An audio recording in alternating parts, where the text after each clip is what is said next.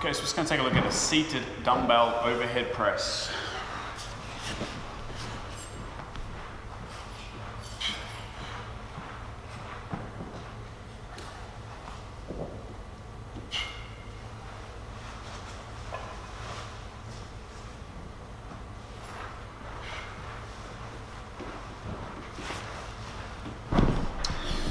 Okay, so notice I place the feet nice and wide, so I have a good base of support here.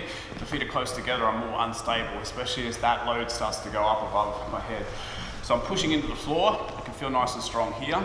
We set up like we would for a front rack position with a barbell.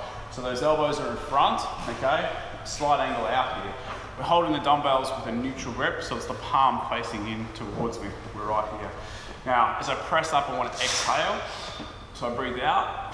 And I'm trying to keep this rib down and keep the back flat.